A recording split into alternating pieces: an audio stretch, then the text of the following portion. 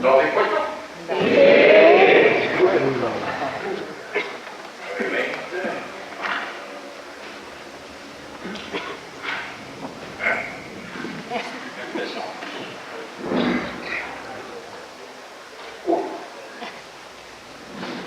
Impulsos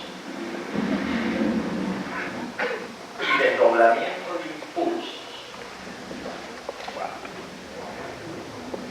Acá hay un lío de llamadas que no van a tener todas las llamadas, que son un plomazo. Plomo con zinc. ¿Qué?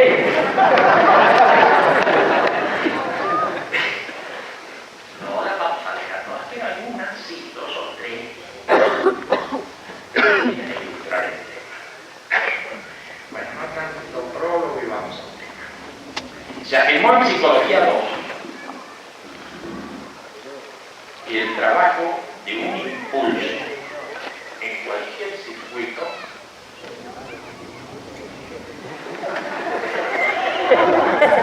termina por dar registro interno al sujeto.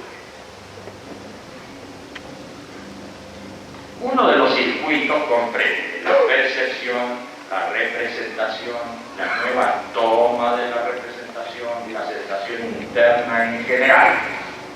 Otro circuito nos muestra el recorrido de impulsos que terminan en acciones lanzadas hacia el mundo externo, de las cuales el sujeto tiene también sensación interna, de las acciones que lanzan hacia el mundo externo. Muy bien.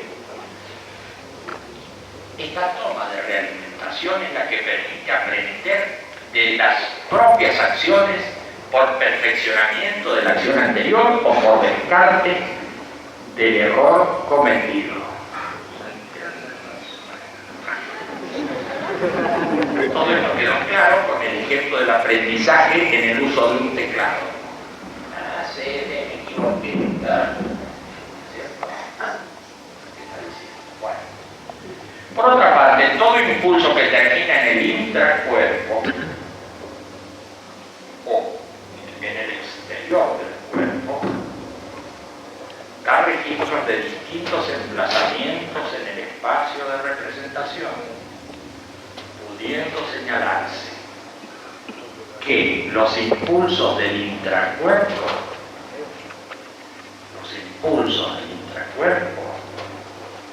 se emplazan en el límite táctil senestésico hacia adentro, y los impulsos que terminan en acciones en el mundo se registran en el límite táctil kinestésico, hacia afuera del cuerpo, cualquiera sea la dirección del impulso que necesariamente cuenta con un correlato de información o sensación interna, siempre modificará el estado general del circuito. Con respecto a esta actitud transformadora de los impulsos, podemos considerar 2 tipos. Uno, aquellos capaces de liberar tensiones o hacer descargas de energía psicofísica, al que llamaremos catárticos, impulsos catárticos. Y 2, los que permiten trasladar cargas internas, integrar contenidos y ampliar la posibilidad de desarrollo de la energía psicofísica, a los que llamaremos transferenciales. Por tanto, todo impulso, independientemente de su dirección, tendrá una amplitud predominantemente catártica o transferencial. Además, en todo impulso existirá una cuota de gratificación o malestar, de agrado o desagrado, que permitirá al sujeto hacer selección de sus actos de conciencia y de sus acciones corporales. Los impulsos se desdoblan a través de realimentaciones diversas, como las que permiten cotejar registros de percepciones con registros de representaciones, y a las que necesariamente acompañan retenciones o memorizaciones de las mismas. Existen otros desdoblamientos que enfocan más o menos voluntariamente a las percepciones y a las representaciones. Estos desdoblamientos han sido designados como apercepciones. Apercepciones. Es decir, como selección y dirección de la conciencia hacia las fuentes de percepción y como evocaciones, es decir, como selección y dirección de la conciencia hacia las fuentes de retención. La voluntaria e involuntaria dirección y selección de la conciencia hacia sus distintas fuentes constituye la función que genéricamente ha sido llamada atención. 2. La conciencia, la atención y el yo. Llamamos conciencia al aparato que coordina y estructura las sensaciones, las imágenes y los recuerdos del psiquismo humano. Por otra parte, no se puede ubicar a la conciencia en un lugar preciso del sistema nervioso central o en algún punto y profundidad cortical o subcortical. Tampoco es el caso de confundir puntos de trabajo especializados, tales como los casos de los centros, con estructuras de funcionamiento que se verifican en la totalidad del sistema nervioso.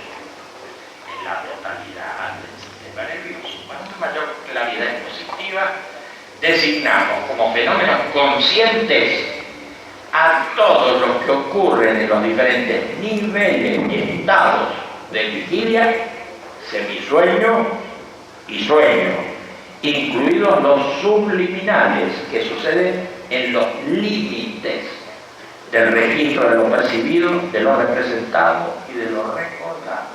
Desde luego, al hablar de lo subliminal, no nos estamos refiriendo a los supuestos subconscientes o inconscientes. A menudo se confunde la conciencia con el yo, cuando en realidad este no tiene una base corporal, como ocurre con la conciencia, aunque sea difusa, tiene base corporal, tiene base física, pero parece que el yo es otro negocio.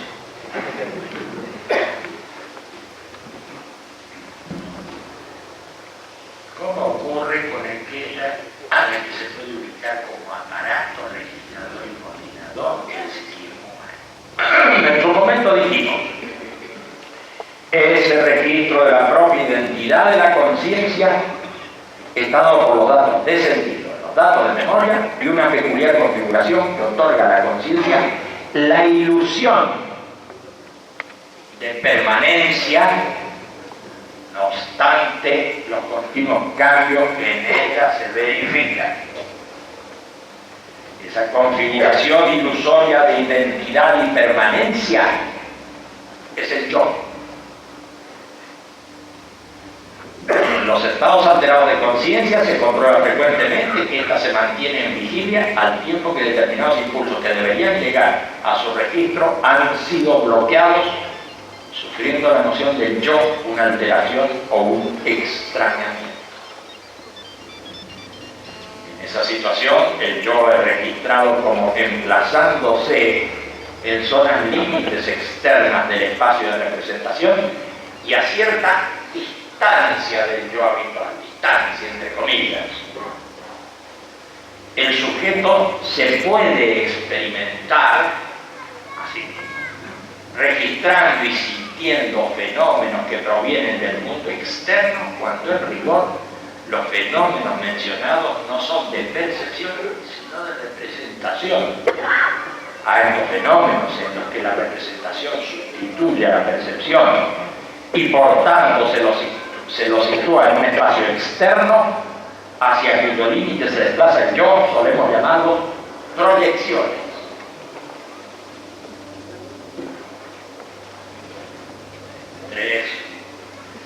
Espacialidad y temporalidad de los fenómenos de conciencia.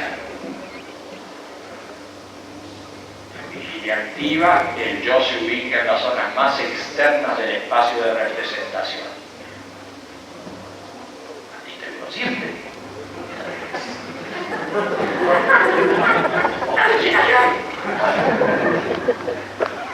Vigilia activa, el yo se ubica en las zonas más externas del espacio de representación, perdido en los límites del tacto externo. Pero si hago a percepción de algo que veo, el registro del yo sufre un corrimiento. En ese momento puedo decirme a mí mismo, veo desde mí al objeto externo y me registro adentro de mi cuerpo. Aunque estoy conectado con el mundo externo por medio de los sentidos, existe una división de espacios y es en el espacio interno donde me emplazo yo.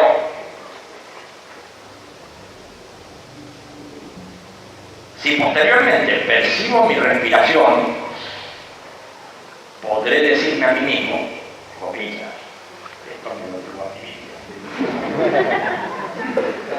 experimento desde mí el movimiento de los pulmones. El movimiento de los pulmones. Estoy adentro de mi cuerpo, pero no adentro de mis pulmones. Está claro que experimento una distancia entre el yo y los pulmones. No solamente porque al yo lo registro en la cabeza, que está alejado de la caja torácica, sino porque en todos los casos de percepción interna, como ocurre con un dolor de muelas o un dolor de cabeza, los fenómenos estarán siempre a distancia de mí como observador.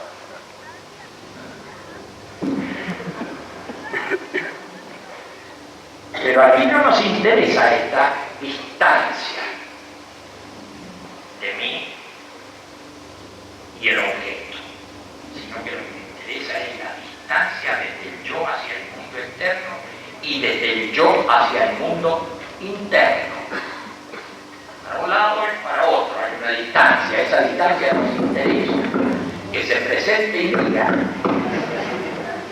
Por cierto que podemos destacar matices muy sutiles en la variabilidad de las posiciones espaciales del yo, pero acá estamos resaltando las ubicaciones diametrales del yo en cada caso mencionado.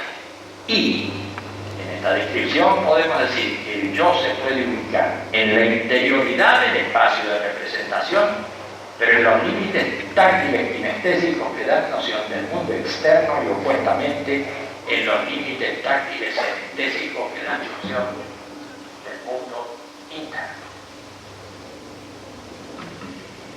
En todo caso, podemos usar la figura de una película bicóncava como límite entre mundos. Una película bicóncava como límite entre mundos, que se dilata o contrae y con ello focaliza o difumina el registro de los objetos externos e internos. La atención se dirige más o menos intencionadamente hacia los sentidos externos o internos en la vigilia y pierde el manejo de su dirección, el semisueño, el sueño y aún en la vigilia de los estados alterados, ya que en todos estos niveles y estados la reversibilidad es afectada por fenómenos y registros que se imponen a la conciencia. Es muy evidente que en la constitución del yo interviene no solamente la memoria, la percepción y la representación, sino la posición de la atención en el espacio de representación. No se está hablando por consiguiente de un yo sustancial, sino de un epifenómeno de la actividad de la conciencia. Este yo, atención, parece cumplir con la función de coordinar las actividades de la conciencia con el propio cuerpo y con el mundo en general. ritmos y de la posición de los fenómenos mentales se implica en esta coordinación a la que se independiza de la misma coordinación. Y así la metáfora del yo termina por cobrar identidad, como si existiera, y sustancialidad, independizándose de la estructura de funciones de la conciencia. Por otra parte, los reiterados registros y reconocimientos de la acción de la atención se van configurando en el ser humano muy tempranamente, a medida que el niño dispone de direcciones más o menos voluntarias hacia el mundo externo y hacia el intracuerpo. Gradualmente, con el manejo del cuerpo y de ciertas funciones internas, se va robusteciendo la presencia puntual y también una copresencia en la que el registro del propio yo se constituye en concentrador y trasfondo de todas las actividades mentales. Estamos en presencia de esa gran ilusión de la conciencia, a la que llamamos yo.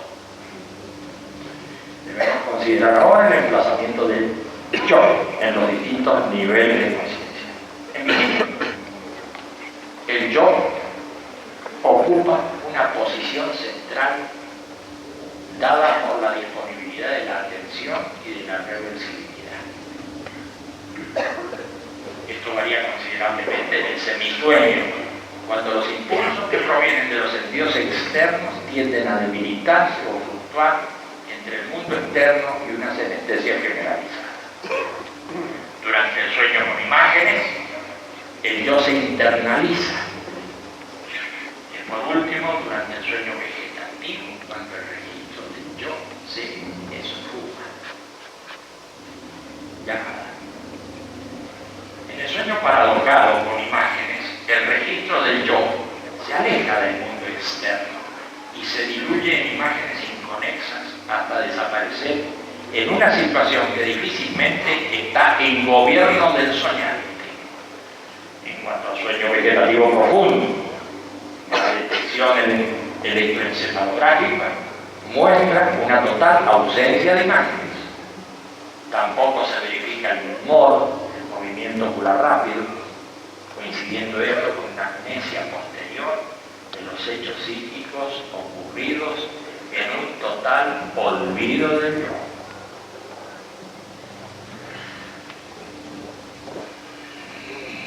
Las transformaciones de los impulsos en los ensueños vigílicos aparecen en la secuencia de asociaciones libres, con numerosas traducciones alegóricas, simbólicas y sígnicas, que conforman el especial lenguaje de imágenes de la senestesia. Por cierto, nos estamos refiriendo a las secuencias imaginarias sin control, propias de las vías asociativas, y no a las construcciones imaginarias. No a las construcciones imaginarias que siguen un desarrollo más o menos premeditado, o a las traducciones de los impulsos canalizados en las vías atractivas, que también se manifiestan como imágenes simbólicas y símbolos. Los impulsos, transformándose en distintos niveles, también hacen variar el registro del yo en la profundidad y superficialidad del espacio de representación. Usando una figura podemos señalar que los fenómenos psíquicos se registran siempre entre coordenadas espaciales X e Y, pero también con respecto a Z, siendo Z la profundidad del registro en el espacio de representación. Desde luego, el registro de cualquier fenómeno se experimenta en la tridimensionalidad del espacio de representación, en cuanto a altura vertical, lateralidad horizontal y profundidad de los impulsos conforme mayor externalidad o mayor interioridad, cosa que podemos comprobar al apercibir o representar impulsos provenientes del mundo externo, del intracuerpo o de la memoria. Sin complicarnos con descripciones propias de la fenomenología, debemos considerar ahora algunos tópicos estudiados exhaustivamente por ella. Así, decimos que en vigilia los campos de presencia y copresencia permiten ubicar los fenómenos en sucesión temporal, estableciéndose la relación de hechos desde el momento actual en el que estoy emplazado con los momentos anteriores de los que proviene el fluir de mi conciencia y con los posteriores hacia los que se lanza ese fluir.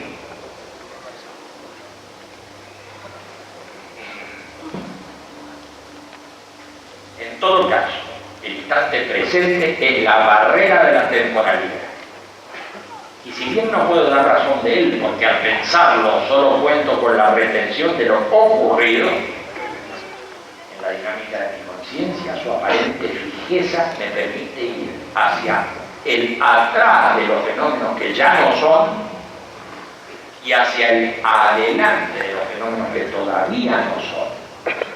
Es en el horizonte de la temporalidad de la conciencia donde se escribe todo acontecimiento.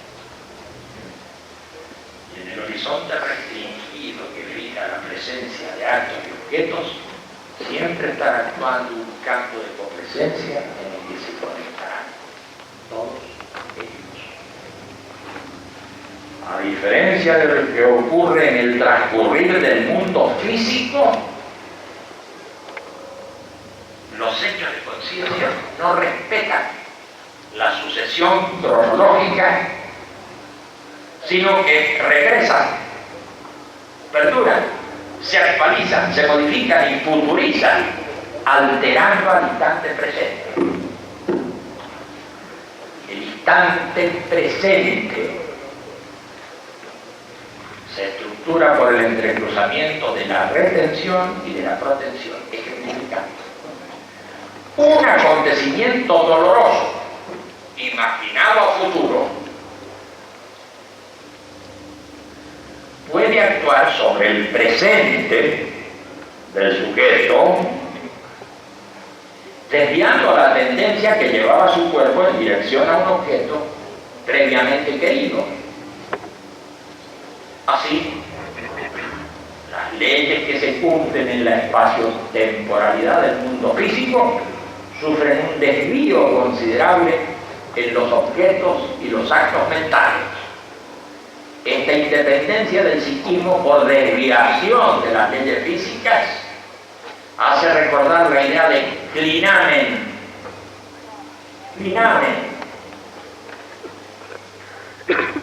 que presentara el Epicuro para introducir la libertad en un mundo dominado por el mecanismo. Llamadas.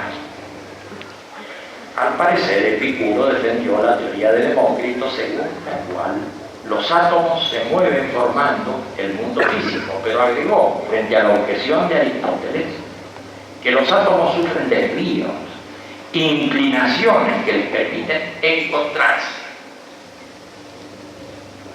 La doctrina correspondiente a la idea del clinamen parece haber sido formulada completamente 300 años después de Epicuro. Ver Lucrecio de Rerum Natura, eso, bueno.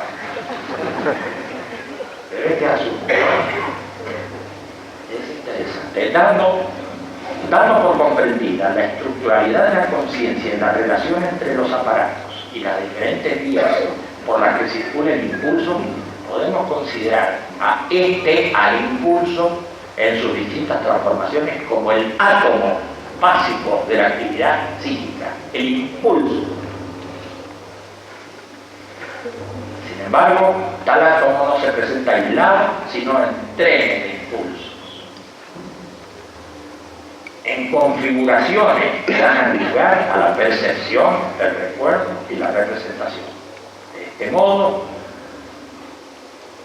la inserción de lo psíquico en la espacialidad externa comienza por los impulsos que, convertidos en protensiones de imágenes kinestésicas,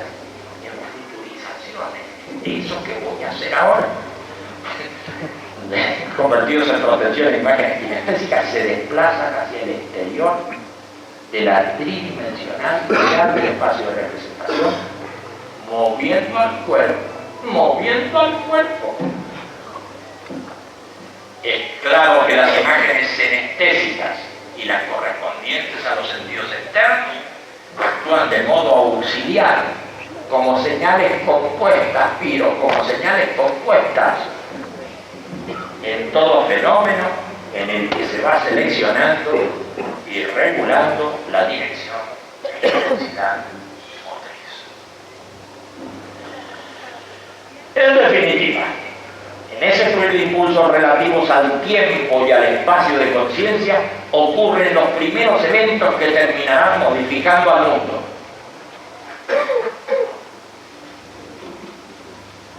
No es ociosa aquí una reflexión general sobre los hechos en los que el psiquismo actúa desde y hacia la externidad. Para comenzar, observado que los objetos materiales se presentan como espacialidad a la captación táctil de los sentidos, a la captación táctil de los sentidos, de todos los sentidos, que diferencian el corpúsculo, la onda, la molécula, la presión, la termicidad, etc. Fenómenos espaciales que se registran táctilmente en todos los. Para terminar, decimos que estas impresiones o impulsos externos al psiquismo ponen en marcha un sistema de interpretación y respuesta que no puede operar sino en un espacio interno. Así que el mundo mueve mi espacio interno. Pero esto no queda así. Porque también el espacio interno se mueve en el mundo.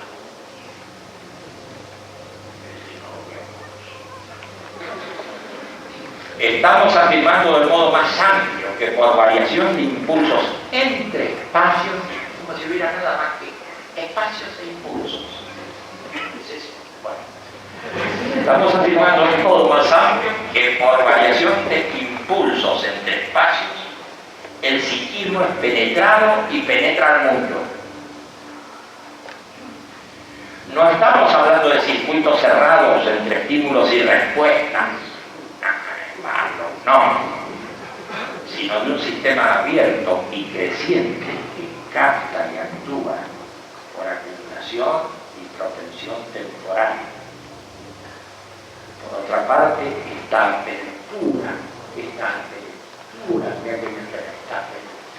entre espacios no ocurre por franquear las barreras de una mónada, sino porque la conciencia ya en su origen se constituye desde, en y para el mundo, llamada. Desde Pitágoras se había concebido a la mónada como la primera unidad o unidad fundamental de la que derivan los números. A lo largo del tiempo la idea de mónada fue sufriendo importantes cambios hasta que en el Renacimiento y con Giordano Bruno, en De Mónade, los átomos constitutivos de la realidad son vivientes y animados. En el siglo XVIII, Leibniz, en los principios de la naturaleza, caracterizó a la mónada como átomos sin comienzo ni fin, que se combinan entre sí sin interpenetrarse, que poseen fuerza propia. Contemporáneamente, Kant, en su monadología, describió a la mónada como punto indivisible, a diferencia del espacio, que es infinitamente divisible. Bueno.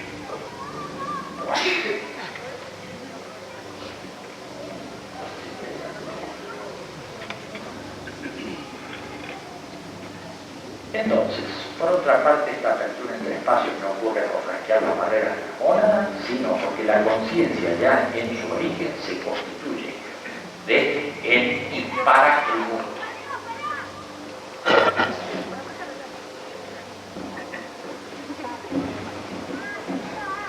4.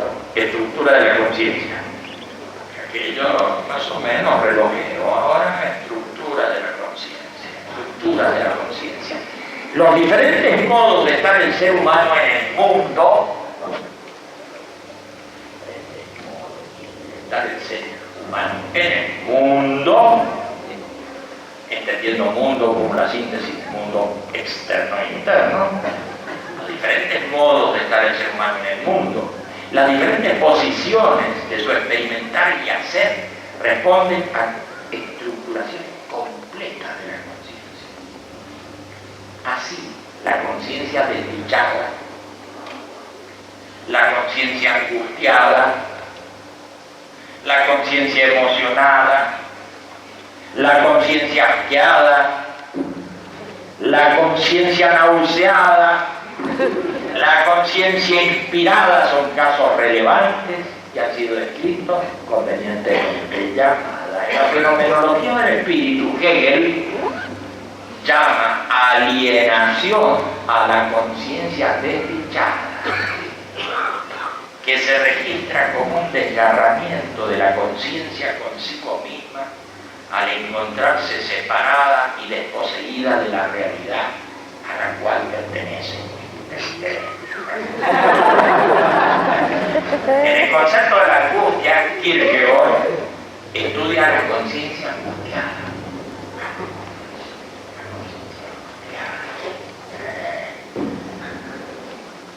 Que se manifiesta con respecto a su objeto, que es la nada.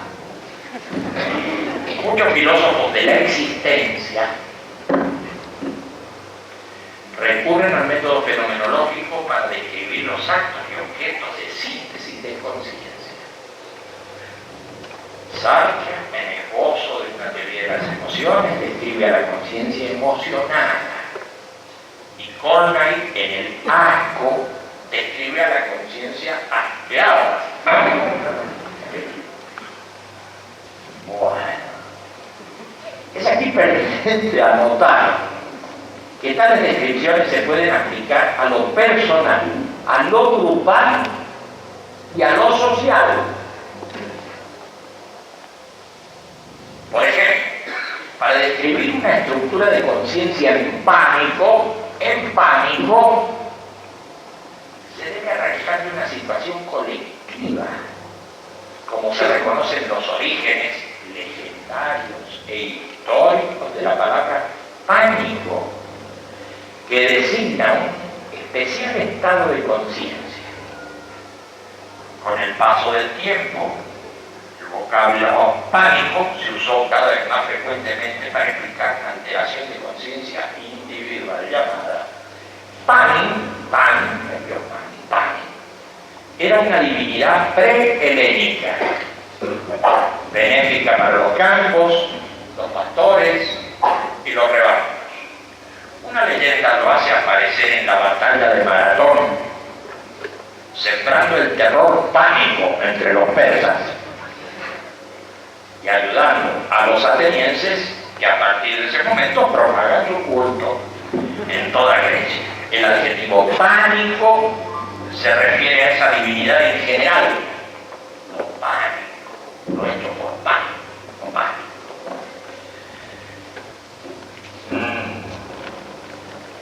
Pero pánico se usó para señalar el estado de conciencia que denota un peligro inminente y que es colectivo y contagioso. Eso es lo pánico. Actualmente, la psiquiatría ha acuñado el síndrome del pánico, debilitando el significado colectivo inicial.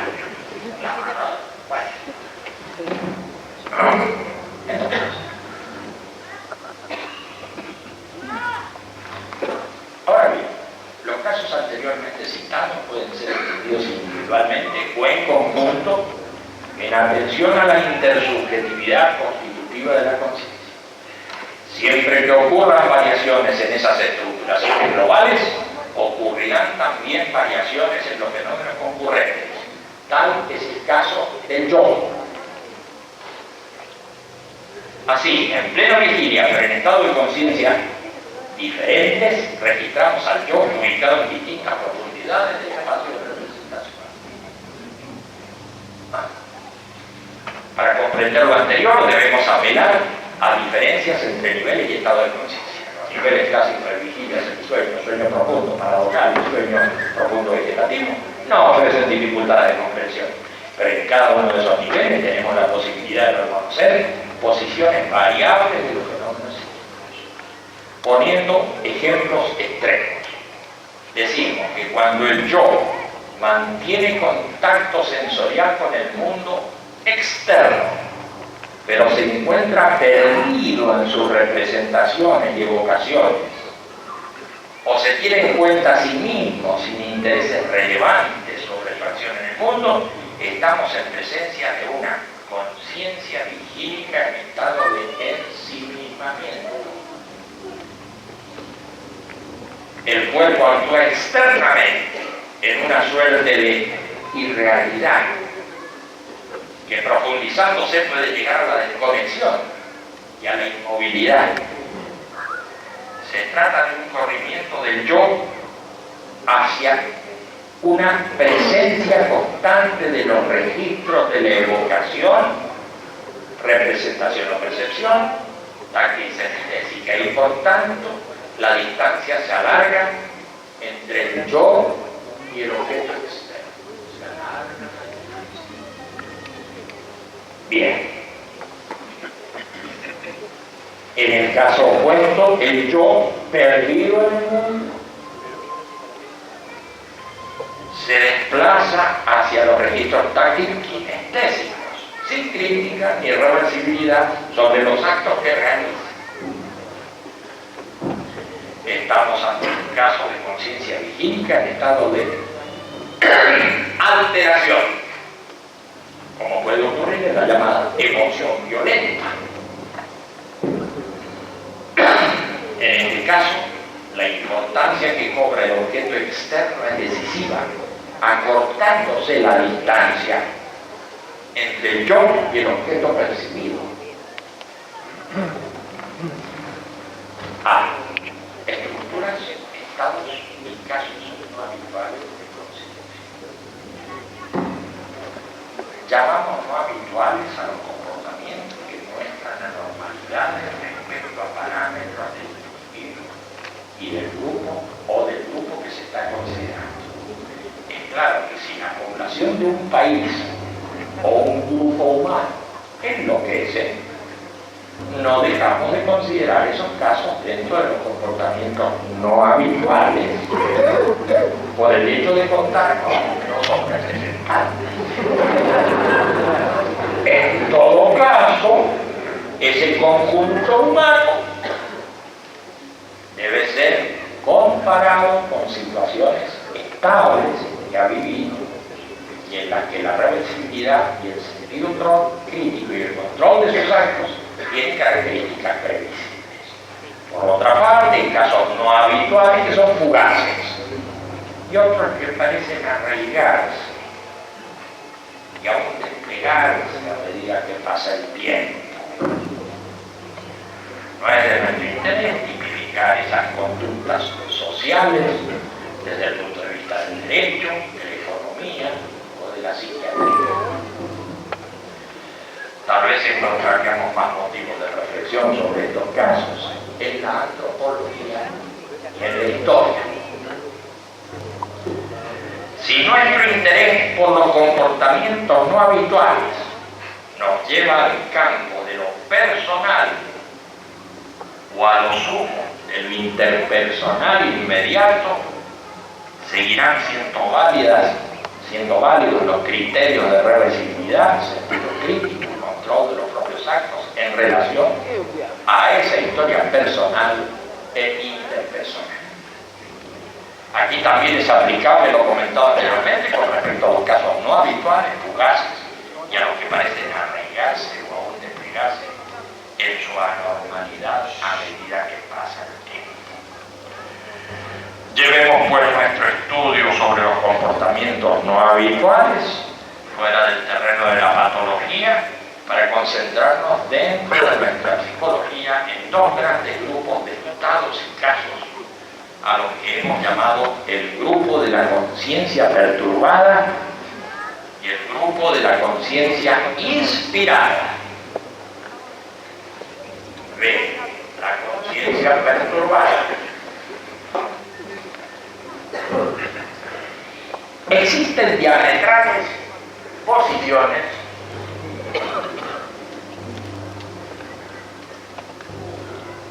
del yo entre estados alterados que van desde la actividad cotidiana a la emoción violenta y estados ensimismados que van desde la calma reflexiva hasta la desconexión con el mundo externo. Hay, sin embargo, otros estados alterados en los que las representaciones se externalizan proyectivamente de tal modo que realimentan a la conciencia como percepciones que provienen del mundo externo, y otros de ensimismamiento en los que la percepción del mundo externo se internaliza introyectivamente. Hemos escuchado y leído historias e informes seriamente controlados sobre las alucinaciones que padecen quienes se encuentran en situaciones de compromiso en las altas montañas, en las soledades polares, en los desiertos y en los mares. El estado físico de fatiga, anoxia y sed, el estado psíquico de abandono en la monotonía del silencio y la soledad, las condiciones ambientales térmicas externas son elementos que han llegado a conformar casos de alteraciones alucinatorias y mucho más frecuentemente casos de alteraciones ilusorias urbanas. Por otra parte, del lado del ensimismamiento introyectivo, la sensación externa llega a la conciencia, pero la representación correspondiente opera desconectada del contexto general perceptivo, realimentando a la conciencia que interprete y registre el fenómeno como interioridad significativa, como representación que parece dirigirse a la interioridad del sujeto de modo directo. En un ejemplo, las luces coloreadas de los semáforos de una gran ciudad comienzan de pronto a los ojos de un angustiado peatón a enviar misteriosos códigos y claves. El sujeto a partir de ese momento se considera como la única persona capaz de recibir y comprender el significado de esos mensajes.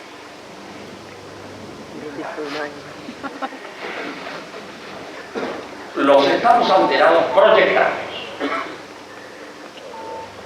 y los estados ensimismados introyectados corresponden a transitorias o permanentes perturbaciones de la conciencia vigílica que mencionamos acá como casos de emplazamientos diametrales en la ubicación del yo.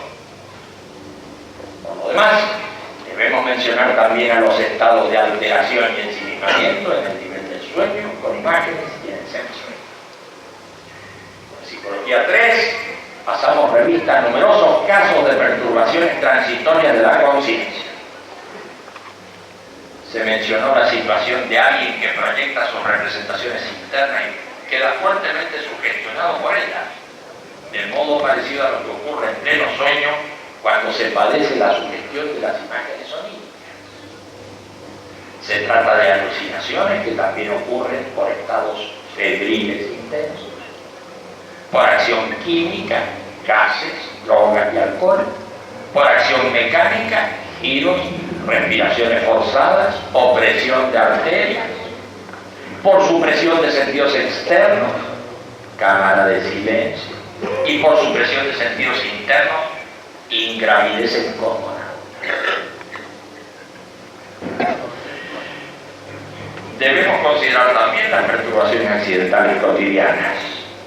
Estas se manifiestan en los cambios de humor súbito, tales como los accesos de cólera, y las explosiones de entusiasmo, que en mayor o menor medida nos permiten experimentar el desplazamiento del yo hacia la periferia. Mientras cae la reversibilidad y el estado se hace más alterado. Observamos lo contrario, frente a un peligro súbito, ante el cual el sujeto se contrae o huye, tratando de poner distancia entre él y el objeto amenazante. En todo caso, el desplazamiento del yo es hacia la interioridad. También podemos comprobar en la misma dirección ciertas conductas infantiles curiosas. En efecto, los niños suelen utilizar juguetes monstruosos con los que frenan o combaten a otros monstruosos que están al acecho o se acercan en la noche. Y cuando esa tecnología no da resultado, siempre queda el recurso de las sábanas que ocultan el cuerpo ante las atroces amenazas. Y claro, en estos casos, el yo en sí misma es introyecta. C. La conciencia inspirada.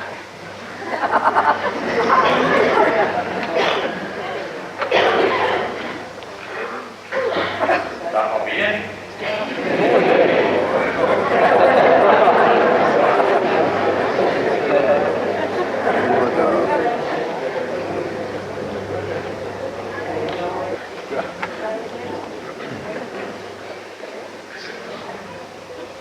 La conciencia inspirada,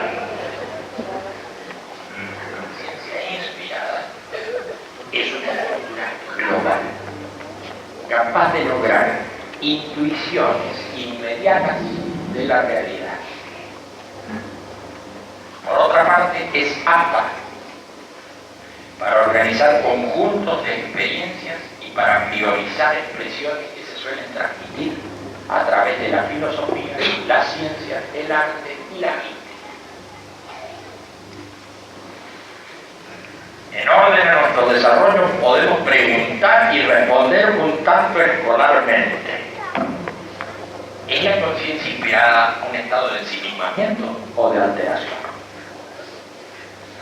¿Es la conciencia inspirada un estado perturbado, una ruptura de la normalidad, una extrema introyección o una extrema proyección? Sin duda que la conciencia inspirada es más que un estado. Es una estructura global que pasa por los diferentes estados y que se puede manifestar en distintos niveles. Por último, es más que una extrema introyección o una extrema proyección, ya que alternativamente se sirve de ellas en atención a un propósito. Esto último es evidente cuando la conciencia inspirada responde a una intención presente, o en algunos casos cuando responde a una intención no presente, pero que actúa presentemente. En la filosofía no son de importancia los sueños inspiradores, ni las inspiraciones súbitas, sino la intuición directa que aplican algunos pensadores para aprehender las realidades inmediatas del pensamiento sin intermediación del pensar deductivo o discursivo. No se trata de las corrientes intuicionistas en lógica y en matemáticas, sino de pensadores que privilegian la intuición directa, como en el caso de Platón con las ideas, de Descartes con el pensar claro y distinto, descartando el engaño de los sentidos, y de Husserl con las descripciones de las noesis, suspendiendo el juicio, haciendo epoqué, poniendo entre paréntesis. Platón y Aristóteles conocieron las diferencias entre el pensar intuitivo y el discursivo, privilegiando Platón el primer tipo. Para él las ideas de lo bueno y lo bello son de contemplación directa y son reales, mientras que las cosas buenas o bellas derivan de aquellas ideas y no posee la misma realidad inmediata. En Descartes reconocemos ese gran aporte del pensamiento que piensa sobre sí mismo sin intermediación. Y en Husserl, el contacto directo con la noesis, los actos del pensar y las normas, los objetos ligados intencionalmente a los actos del pensar. En la historia de la ciencia se rescatan ejemplos de inspiraciones súbitas que permitieron avances importantes.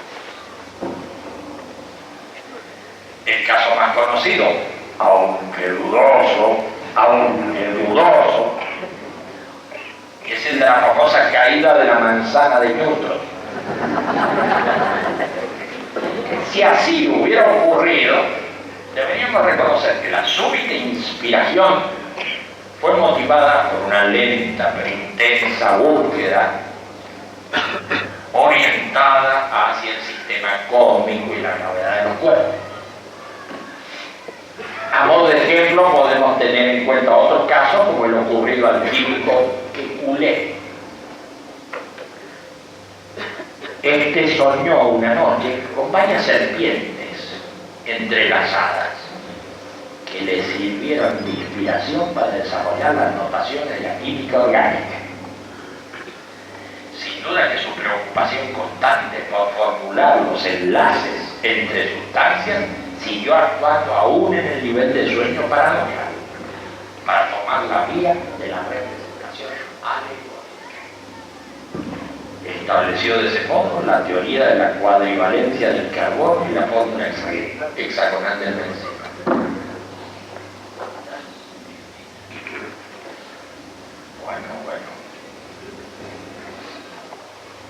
En el arte hay muchos ejemplos de sueños inspiradores. Tal el caso de Mary Shelley. Ella había declarado ante sus amigos,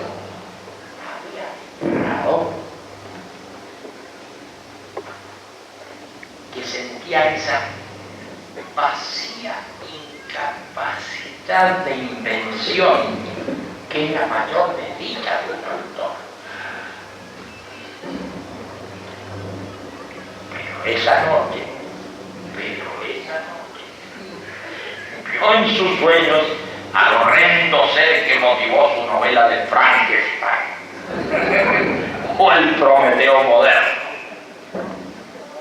Otro tanto ocurrió con el sueño de R.L. Stevenson, que puso en marcha su relato fantástico, el extraño caso del Dr. Jekyll y Mr. Hyde.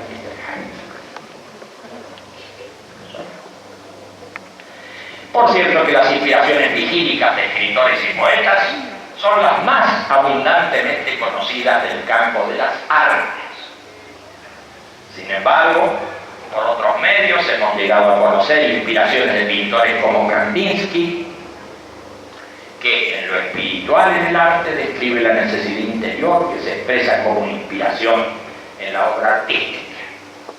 Artistas plásticos, literatos, músicos, danzarines y actores han buscado la inspiración tratando de colocarse en ambientes físicos y mentales no habituales. Los diferentes estilos artísticos que responden a las condiciones epocales no son simplemente modas o modos de generar, captar e interpretar la obra artística, sino maneras de disponerse para recibir y dar impactos sensoriales, de colocarse, de disponerse. Esta disposición es la que modula la sensibilidad individual o colectiva y es por tanto el predialogal que permite establecer la comunicación estética. En la mística encontramos vastos campos de inspiración. Debemos señalar que cuando hablamos de mística en general, estamos considerando fenómenos psíquicos de experiencia de lo sagrado en sus diversas profundidades y expresiones. Existe una copiosa literatura que da cuenta de los sueños las visiones del semisueño y las intuiciones vigílicas de los personajes referenciales de religiones, sectas y grupos místicos. Abundan además los estados anormales y los casos extraordinarios de experiencias de lo sagrado que podemos tipificar como éxtasis, o sea, situaciones mentales en que el sujeto queda absorto, deslumbrado dentro de sí y suspendido. Por otra parte, el arrebato con la agitación emotiva y motriz, incontrolables, en la que el sujeto se siente transportado, llevado fuera de sí a otro paisaje mental y a otros tiempos y espacios. Por último, como reconocimiento y que el sujeto cree comprender todo en un instante. En este punto estamos considerando la conciencia inspirada en su experiencia de lo sagrado, que varía en su modo de estar frente al fenómeno extraordinario, aunque por extensión se han atribuido también esos funcionamientos mentales a los raptos del poeta o del músico, casos en que lo sagrado puede no estar presente. Hemos mencionado estructuras de conciencia a las que llamamos conciencia inspirada, y las hemos mostrado en grandes áreas conocidas como la filosofía, la ciencia, el arte y la mística. Pero en la vida cotidiana, la conciencia inspirada actúa con frecuencia en las intuiciones o en las inspiraciones de la vigilia del semisueño y el sueño paradoxal. Ejemplos cotidianos de inspiración son los del pálpito, del enamoramiento, de la comprensión súbita de situaciones complejas y de la resolución instantánea de problemas que perturbaron durante mucho tiempo al sujeto. Estos casos no garantizan el acierto, la verdad o la coincidencia del fenómeno respecto a su objeto, pero los registros de certeza que los acompañan son de importancia fundamental para el sujeto. Acá hemos pasado por encima muchas cosas que son un plomazo, así que se leerán en su momento, pero vamos. Cosas lindas que dice, por ejemplo, los Upanishads. Cuando el espíritu humano se ha retirado al reposo, dice, retiene consigo los materiales de este mundo en que están contenidas las cosas todas, y entonces crea y destruye su propia gloria y radiación, pues el espíritu brilla con su propia luz. O sea, práctica de sensótico. En la Biblia explica Daniel que solo él vio la visión, pues no la vieron los hombres que conmigo estaban, sino que cayó sobre ellos un terror grande, de modo que huyeron a esconderse. La vio él. En la venta, los gatas, en Yana 56, 2-3, dice profeta de la venta: proclamaré esta primera enseñanza al mundo, enseñanza que me reveló el omnisciente Aura Magna. La primera enseñanza de la primera religión universal, y lo primero, la hostia. Eso que está diciendo, os revelaré. No, la primera enseñanza que me reveló el omnisciente Aura Magna. Hablaré de los dos primeros espíritus del mundo, de los cuales el más bondadoso dijo así al dañino: ni nuestros pensamientos, ni nuestros mandamientos, ni nuestra inteligencia, ni nuestras creencias, ni nuestras obras, ni nuestra conciencia, ni nuestras almas están de acuerdo en nada.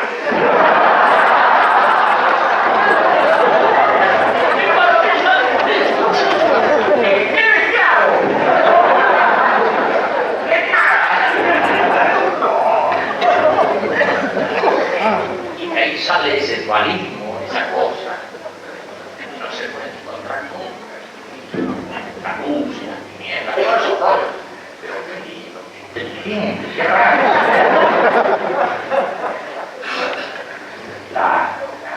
Bueno.